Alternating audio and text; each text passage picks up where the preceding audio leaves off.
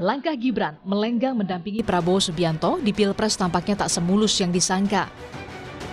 Laporan yang masuk ke Majelis Kehormatan MK membuat Anwar Usman diperiksa soal putusan batas usia minimal Capres-Cawapres. Wakil Ketua Umum Partai Gerindra, Habibur Rahman menyebut ada dugaan upaya operasi rahasia untuk menjegal Gibran sebagai bakal Cawapres mendampingi Prabowo. Saya memang mendapat informasi lah. Ada teman-teman yang mengingatkan sepertinya ada operasi rahasia yang intinya menggagalkan Mas Gibran untuk menjadi cawapresnya Pak Prabowo dengan melibatkan berbagai elemen masyarakat. Saya tidak begitu percaya dengan informasi tersebut dengan wanti-wanti tersebut, tapi memang saya melihat pemetaan adanya dua kelompok masyarakat yang mengkritisi putusan MK terkait batas usia ini. Padahal sebelumnya Ketua Majelis Kehormatan MK Jimli Asidiki menemukan banyak masalah etik di balik putusan syarat capres dan juga cawapres. Mulai dari dugaan konflik kepentingan hingga dugaan kebohongan terkait tidak hadirnya Ketua MK Anwar Usman dalam rapat permusyawaratan hakim sebelum memutus 3 perkara soal batas usia capres-cawapres. Kebohongan, ini hal yang baru. Kebohongan itu maksudnya gini, itu alasan hadir dan tidak hadir di sidang. Satu, ada alasan karena konflik kepentingan, yaitu waktu kasus partai PSI dan beberapa yang ditolak itu. Selanjutnya hadir. Nah, kan waktu itu alasannya kenapa tidak hadir? Nah, ada dua versi. Ada bilang karena menyadari ada konflik kepentingan, tapi ada alasan yang kedua karena sakit. Nah, ini kan pasti salah satu benar. Dan kalau satu benar berarti satunya tidak benar. Tentu, kini publik menanti putusan Majelis Kehormatan MK soal dugaan pelanggaran etik, putusan batas usia minimal Capres-Cawapres. Tim Liputan, Kompas TV. Saudara Ketua Majelis Kehormatan Mahkamah Konstitusi Jimli Asidiki menemukan ada banyak masalah etik dalam atau di balik putusan syarat usia Capres-Cawapres, dan ternyata ini langkah Gibran untuk mendampingi Prabowo Subianto tidak semulus yang dibayangkan. Lalu benarkah ada pihak yang berencana untuk menjegal perjalanan seorang Gibran Rakabuming Raka untuk menjadi bakal calon wakil presiden? Kita akan bahas bersama dengan Wakil Ketua Umum Partai Gerindra Habibur Rahman melalui sambungan Zoom, dan juga sudah bersama saya sore hari ini di studio Kompas TV di kantor KPU Jakarta, dosen Ilmu Politik Universitas Paramadina Hairul Umam. Selamat sore Mas Umam dan selamat sore Mas Habib. Selamat sore Mbak Maidop, selamat sore Bang Habib. Selamat sore Mas Umam. Mas Habib bisa dengar suara kami? Ya, dengar, bisa dengar jelas sekali. Oke, Mas Habib, pertanyaan pertama menuju ke Anda. Memang benar ada yang mau menjegal seorang Gibran Rakabuming Raka? Ya, itu makanya saya mempertanyakan, ada pihak-pihak yang menyampaikan kepada saya soal kemungkinan ada desain, ada operasi rahasia yang intinya adalah secara membabi buta ingin menjegal dan menggagalkan Mas Gibran Rakabuming Raka untuk menjadi cawapresnya Pak Prabowo. Nah, ini terkait respon terhadap putusan Mahkamah Konstitusi. Kita tahu namanya putusan peradilan pasti ada yang suka dan tidak suka. Nah, terhadap putusan yang tidak suka ini saya memetakan ada dua hal. Yang pertama adalah intelektual kritis yang memang sering mengkritisi setiap produk kebijakan atau putusan yang dianggap dari penguasa. Ini wajar Waktu RUU KUHP mereka banyak menyampaikan masukan menolak KUHP karena 1-2 pasal, dan tapi pada akhirnya setelah kita berdialog, berdiskusi, mereka bisa menerima dan akhirnya KUHP disahkan. Nah, di kasus ini MK ini kami melihat juga adanya pihak-pihak yang sepertinya bergerak berdasarkan kepentingan, berdasarkan latar belakang politik. Karenanya outputnya adalah tuntutannya sepertinya tidak masuk akal. Ada dua hal yang menurut kami dengan logika dasar hukum menjadi tidak masuk akal. Yang pertama soal isu angket terhadap putusan putusan Mahkamah Konstitusi di DPR. Kan kita tahu bahwa Mahkamah Konstitusi itu bidang judicial, bidang peradilan ya, yang tidak akan mungkin bisa dijadikan objek hak angket oleh DPR yang lembaga legislatif. Angket. Ya. Lalu yang kedua ya soal MK-MK ini. Ya, MK-MK ini sepertinya juga dijadikan alat ya untuk apa yang dikatakan melakukan operasi penggagalan itu dengan tuntutan juga yang seperti nggak make sense, yaitu pembatalan putusan Mahkamah Konstitusi. Kita tahu ya di pasal di konstitusi kita pasal 24C bahwa Mahkamah Konstitusi itu mengadili pada tingkat pertama sekaligus terakhir yang putusannya bersifat final. Ya, jadi tidak akan mungkin bisa dibatalkan oleh lembaga apapun. Nah, MK-MK ini mau digiring ya secara tidak sehat, secara cheating untuk membatalkan putusan Mahkamah Konstitusi. Ya, ini kita lihat sekali dan faktanya Mbak ya, namanya Dewan Etik atau sekarang Mahkamah Kehormatan tidak pernah bisa membatalkan putusan Mahkamah Konstitusi. Kita merujuk beberapa kasus penting nih, tolong jangan dipotong ya. Pertama, kasus tindak pidana korupsi yang dilakukan oleh Akil Mukhtar. Ya, dia mengadili beberapa PHPU perselisihan hasil pemilihan umum kepala daerah ya, Gunung Mas, Lebak, ada daerah di Sumatera Selatan melakukan tindak pidana korupsi, menerima suap. Dia dijatuhi pidana dan pidananya inkrah, tetapi ya putusan tindak pidana tersebut tidak membatalkan ya putusan Mahkamah Konstitusi yang jelas-jelas dibuat dengan diwarnai oleh suap. Begitu juga kasus Patrialis Akbar. Nah, ingat ya, beliau ditangkap karena dituduh menerima suap dalam perkara PU, pengujian undang-undang ya, uji materi. Sama kayak MK begini. Waktu itu undang-undangnya adalah Undang-Undang Peternakan dan Kesehatan Hewan.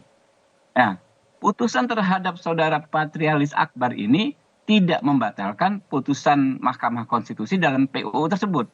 Nah, hal lain ya, ada fakta tambahan bahwa putusan Mahkamah Konstitusi, putusan Majelis Kehormatan atau Dewan Etik Mahkamah Konstitusi tidak bisa juga membatalkan putusan lembaga lain. Seperti misalnya Hakim Konstitusi ini yang kemarin banyak curhat, namanya Arif Hidayat. Ini kan 2 kali orang ini melanggar kode etik. 2 kali dihukum melanggar etika di Mahkamah Konstitusi. Yang kedua, orang ini dihukum karena disebut melakukan pertemuan dengan anggota Komisi Hukum DPR pada saat fit and proper untuk terpilihnya kembali dia sebagai hakim konstitusi. Faktanya ya Hakim Konstitusi yang memutuskan Pak Arif Hidayat ini sebagai hakim konstitusi tidak bisa dianulir. Padahal jelas-jelas Arif Hidayat ya melanggar etika dengan melakukan pertemuan dengan anggota Komisi Hukum. Nah, inilah fakta yang jelas. Baik saya sudah sampaikan jadi itu indikasinya ya menurut Partai Gerindra ya. Nah, ini kenapa ngotot sekali melalui 2 hal tersebut. Saya harus potong. Saya mau ke Mas Umam. Mas Umam, memang bisa putra presiden terjegal? Terjegal dalam konteks pencapresan ini? Iya, betul. Begini, apa yang disampaikan oleh Bang Habib, saya pikir itu adalah sebuah early warning system. Karena bagaimanapun juga narasi yang kemudian terus berkembang, diakui atau tidak, ini adalah sebuah operasi politik yang kalau misal kemudian bisa dipertahankan secara politik dan memenangkan sebuah pertarungan politik, maka dia akan bisa menjadi munisi untuk menjegal Gibran. Dalam konteks putusan Mahkamah Konstitusi, memang betul yang disampaikan oleh Mas Habib tadi, bahwa itu bukan atau tidak bisa dijadikan sebagai objek dari hak angket yang dimiliki oleh DPR. Kita tahu di Undang-Undang Susduk, susunan kedudukan MPR, DPR, DPRD, ada satu hak yang dimiliki oleh DPR dalam konteks ini adalah hak angket. Hak angket itu diarahkan untuk melakukan investigasi, tapi terkait dengan konteks praktik administrasi pemerintahan. Jadi bentuk pengawasan dari legislatif kepada eksekutif. Nah, di dalam konteks ini legislatif dalam konteks putusan Mahkamah Konstitusi memang tidak bisa dijadikan sebagai objek investigasi. Meskipun demikian, kalau misal kemudian pengusul hak angket ini kemudian mencoba untuk menggeser strateginya yang diuji bukan dari putusan Mahkamah Konstitusi, tetapi kalau misal ada dugaan dari elemen di lingkaran kekuasaan, baik itu presiden atau barangkali nama-nama yang sering disebut di sekitar presiden, let's say misalnya menteri sekretaris negara atau elemen-elemen yang dianggap sempat mengkomunikasikan bagaimana dugaan intervensi, kemudian konflik of interest atau benturan kepentingan, itu kalau misal memang betul terjadi, maka setidaknya ini akan bisa menjadi sebuah novum atau bukti baru di dalam konteks menguji kembali keabsahan dari putusan Mahkamah Konstitusi. Tetapi memang betul, ini yang kemudian nanti akan cukup banyak perdebatan. Karena di Undang-Undang Dasar Konstitusi kita, pasal 24, itu dijelaskan bahwa putusan dari Mahkamah Konstitusi memang bersifat final and binding, jadi final dan mengikat. Tetapi pada saat yang sama, tentu kalau misal kemudian ada bukti-bukti yang kemudian bisa diarahkan untuk men-challenge, apakah kemudian ada konflik of interest dan sebagainya, maka kemudian bisa diarahkan pada konteks undang-undang kekuasaan kehakiman. Nah, karena bagaimanapun juga memang ini yang nanti akan menjadi persoalan. Apakah kekuasaan kehakiman dalam konteks ini yang diatur oleh undang-undang, terutama di pasal 17, itu kemudian harus tunduk seharusnya terhadap undang-undang dasar yang lebih tinggi. Tetapi kalau misal memang ada bukti-bukti yang sekiranya kemudian bisa membuktikan ada benturan kepentingan, ada aspek nepotisme yang menjadi bagian dari delik pidana, maka kemudian itu bisa dijadikan sebagai upaya baru untuk men-challenge kembali, mungkin barangkali sifatnya tidak secara otomatis akan menggugurkan putusan Mahkamah Konstitusi yang kemarin, tetapi harus ini sifatnya delik aduan, harus ada yang mengajukan aduan baru untuk kemudian diuji dengan komposisi majelis hakim yang baru di Mahkamah Konstitusi. Sepertinya terlihat cukup khawatir dari Koalisi Indonesia Maju terhadap apa yang proses yang bergulir saat ini di Mahkamah Kehormatan MK. Memang sebegitu khawatir, sebegitu besar kekhawatiran dari Koalisi Indonesia Maju. Kita lihat, nanti akan kita bahas lagi usai jeda. Tetaplah bersama kami di Rumah Pemilu. Sore hari ini saya masih bersama dengan Wakil Ketua Umum Partai Gerindra Habibur Rahman yang bergabung dengan kami lewat sambungan Zoom, dan juga dosen ilmu politik Universitas Paramadina, Mas Hairul Umam. Saya akan kembali ke Mas Habib. Mas Habib, kalau Anda yakin, kalau Koalisi Indonesia Maju yakin kalau putusan MK ini bersifat final dan mengikat, kenapa harus takut dengan proses yang ada di MK sekarang, di Majelis Kehormatan MK?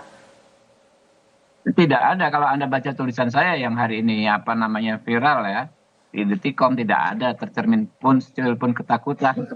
Justru saya hanya ingin membuka ya aktor-aktornya ini kurang lebih siapa saja ya, skenario ceritanya seperti apa gitu loh.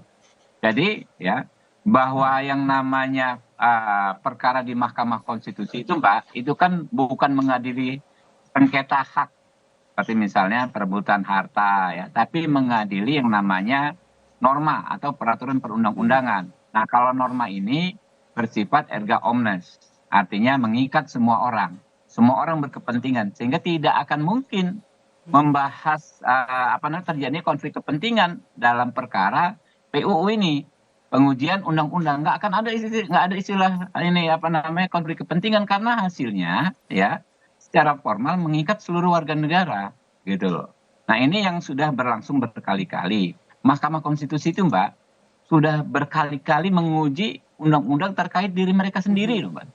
Bukan ponakan atau namanya ipar atau apa ya.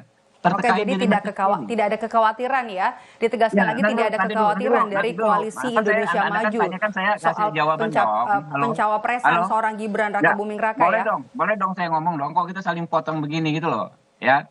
Jadi Mahkamah Konstitusi itu berkali-kali mengadili perkara terkait dirinya sendiri. Punya kepentingan sangat gitu loh. Misalnya saudara Saldi Isra ya mengadili perkara terkait pasal ya yang menguntungkan dirinya sendiri. Tadinya 10 tahun menjadi bisa 15 tahun. Apakah beliau mundur? Tidak mundur. Kenapa? Karena yang diuji adalah norma yang bersifat erga omnes, yang mengikat seluruh warga negara Indonesia, walaupun secara de facto yang diuntungkan dengan undang pasal yang diuji tersebut ya hanya seorang, namanya Saldi Isra gitu loh. Nah, itulah contoh konkret tidak ada istilah konflik kepentingan. Yang kedua, saya ingin sedikit meluruskan sahabat saya Pak Umam bahwa tidak ada istilah bukti baru novum dalam perkara uji materi undang-undang. Nggak ada. Itu nanti kita ditertawakan oleh apa ya namanya? Nggak ada. Kalau yang diuji di Mahkamah Konstitusi itu norma, ya. Undang-undang itu peraturan.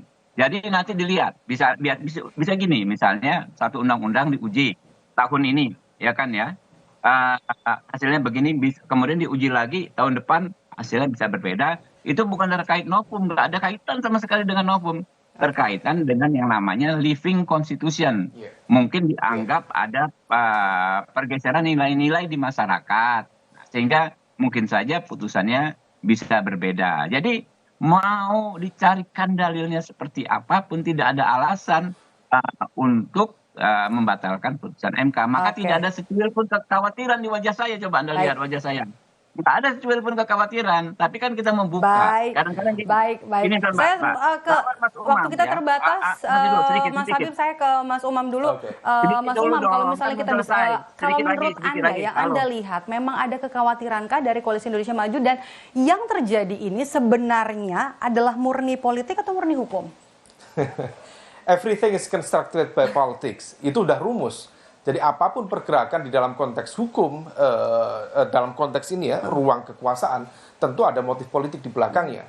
Nah, oleh karena itu, saya coba sedikit merespon tadi. Yang saya maksud tadi bukan novum dalam konteks peradilan secara umum, Bang Habib, tetapi adalah sejumlah bukti atau asumsi baru yang kemudian diarahkan untuk menguji. Dan sekarang sudah ada satu pihak yang mengajukan ujian judicial review baru yang diarahkan terkait dengan konteks yang putusan nomor 90 yang kemarin, dengan komposisi hakim yang berbeda tentunya. Nah, oleh karena itu dari putusan yang kemarin memang betul itu final and binding, tetapi kemudian dengan argumen yang baru, mungkin dengan kebijaksanaan dari hakim yang baru, barangkali ada argumen yang kemudian bisa saja sifatnya memperkuat putusan MK yang kemarin atau justru berbeda dengan putusan MK yang kemarin. Nah, adapun terkait dengan konteks tadi ya, motif politik, diakui atau tidak, semua ini adalah tentu tidak lepas dari motif politik. Bahkan kalau misal kita cermati, sebenarnya upaya untuk menghadirkan hak angket ini di level DPR, itu sebuah upaya politik, ikhtiar politik, salah satunya targetnya adalah untuk mendelegitimasi kredibilitas dan juga legitimasi dari pencapresan dan pencawapresan Pak Prabowo dan Mas Gibran. Nah, oleh karena itu, kalau misal kemudian itu bisa di settle down lebih cepat, lebih efektif, itu akan jauh lebih baik. Karena kalau misal tidak, bahkan kemudian masuk masa kampanye, bahkan nanti kalaupun menang, masih ada yang mempertanyakan, itu efeknya bisa kemana-mana. Apalagi nanti yang akan mengadili adalah Mahkamah Konstitusi. Kalau Mahkamah Konstitusi mengalami public distrust. Jadi Anda melihat ini ada kekhawatiran dari Koalisi Maju? Kalau misal tadi disampaikan Mas Habib tidak khawatir, tetapi bagaimanapun juga ini adalah bagian dari operasi ganggu gusar. Jadi untuk mengganggu dan membuat Mas Habib gusar, meskipun tidak khawatir, tetapi tentu ada ketidaknyamanan di sana. Oke, baik, waktu kita terbatas. Bapak-bapak, terima kasih sudah bergabung bersama kami di Rumah Pemilu hari ini. Terima kasih Mas Hairul Umam, dosen ilmu politik Universitas Paramadina, dan juga Wakil Ketua Umum Partai Gerindra, Bang Habibur Rahman, sudah bergabung bersama kami. Maaf sekali, Mas Habib, waktu kita terbatas. Terima kasih, saya selalu. Bapak-bapak, usai